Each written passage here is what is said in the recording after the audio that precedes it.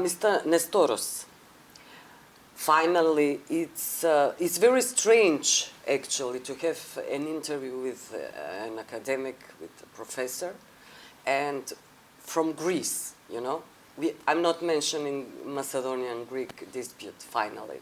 It's a good news. But now we have another problem, and you're aware of that, with Bulgaria.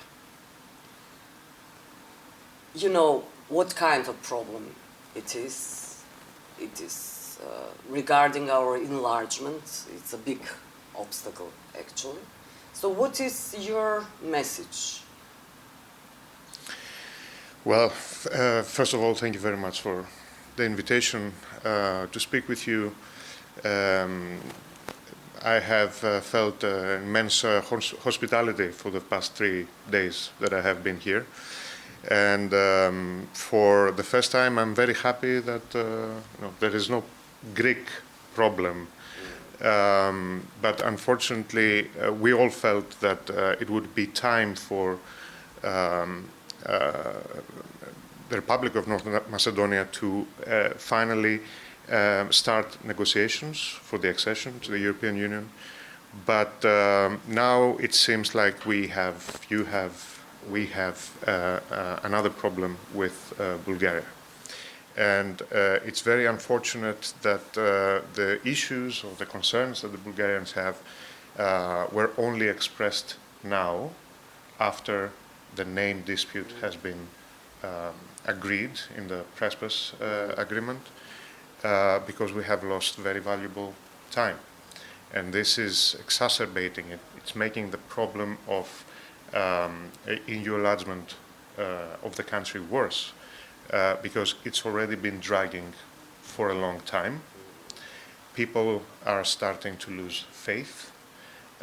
They feel like a lot of obligations have been met, a lot of criteria have been fulfilled, a lot of problems or issues have been solved, namely the name dispute, and that it was time for the enlargement to go on.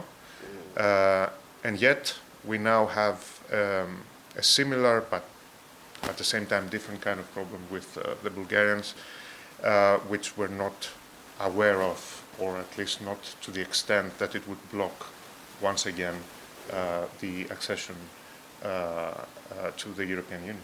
Yes. One of the conditions is to include, you know, that the Bulgarian minority here in Macedonia into the constitution, which is a problematic issue for ВМРО-ДПМН, the opposition party. It should not be a problem, actually, but for them is very, very problematic. I mean, as you mentioned, I am from the neighborhood, like 2 hours drive from here is my hometown, Thessaloniki, and I can appreciate that, you know, history and culture plays a very significant role in the politics of our countries and our region in general. And it's not a surprise because we have been through a lot. We have to acknowledge that there is a lot of historical frustration and traumas in the region. And this usually is translated into politics, creates a lot of political problems. But we have to be realistic and focus on the goal. And the goal is the full membership in the accession to the European Union. This is going to be beneficial for all the stakeholders, all the players, all the countries, all the people. So it is a message to all sides. There are many sides within Bulgaria, many sides within Northern Macedonia, and they have to follow the good side of the name dispute. We solved it, and then we have to replicate this, solve the new emerging issue, and move ahead with the EU accession.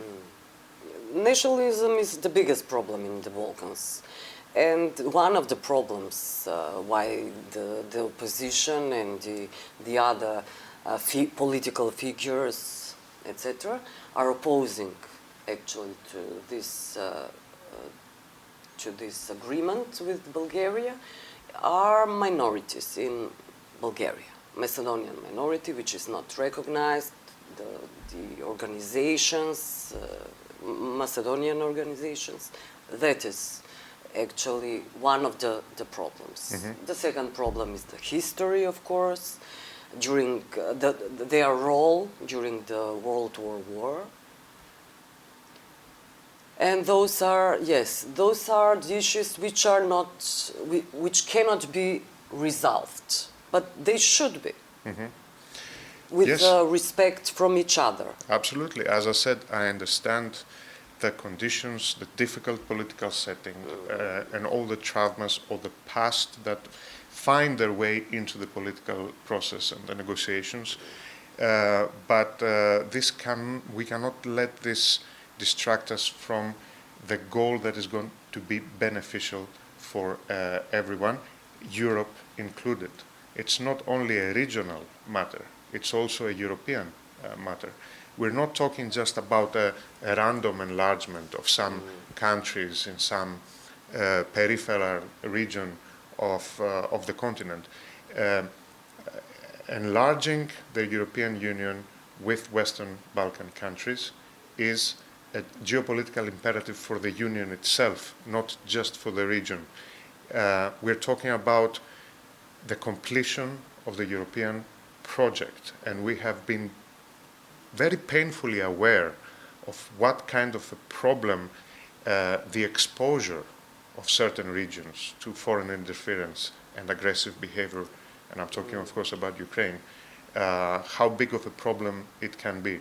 It's about time that we complete the European project, including the Western Balkan countries. That is the message that all sides need to hear at this moment, and find a way to cooperate.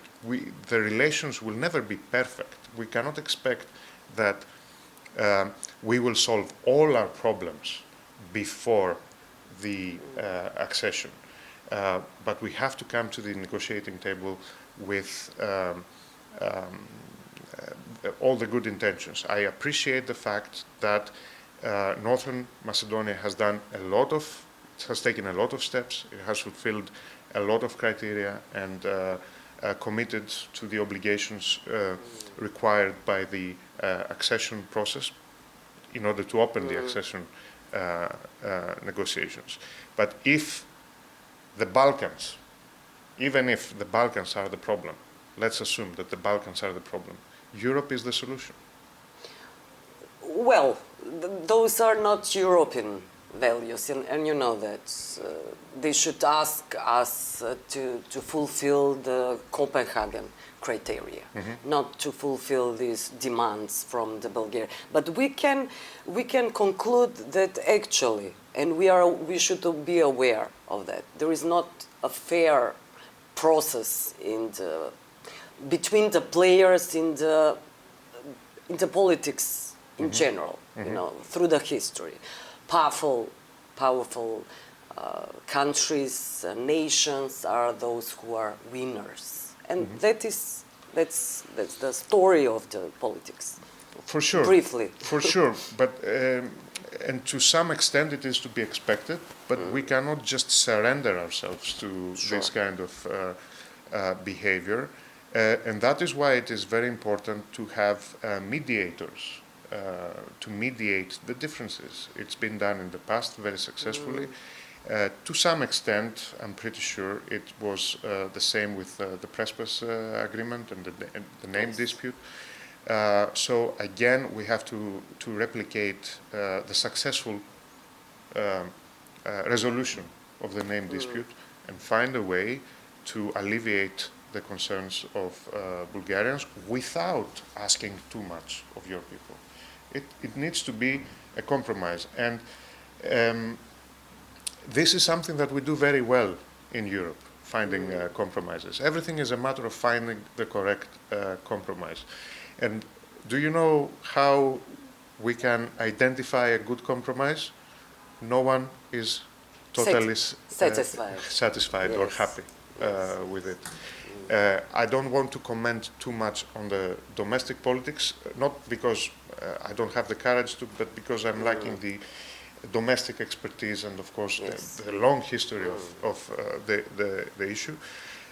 But then again, that would be the outsider's view and call for sober negotiations on the dispute.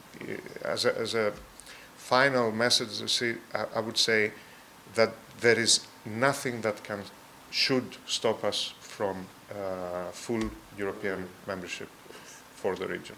You mentioned Ukraine. What will happen with EU and Ukraine? You think that they will start to have some negotiation process, or it's so far away now? It seems that it is very, very far away because there is a war. So the first step is to do whatever it takes to support the Ukrainians in their fight, Yes. and then afterwards to make sure that we're also there to mediate whatever happens after the war. Once again, since the EU has made promises to Ukraine, to make sure that these promises are fulfilled after the end of the war, which I hope is sooner rather than later. Because this is something that can create problems not only in Ukraine, but in the greater region of the Eastern Partnership, and also, once again, for Western Balkans. Promises that are not met and fulfilled can create a lot of frustration in the people, false expectations, and then cause them to lose faith to the European project and the European dream that they have. Yes. Okay, thanks a lot. Thank you Thank you very much for having me.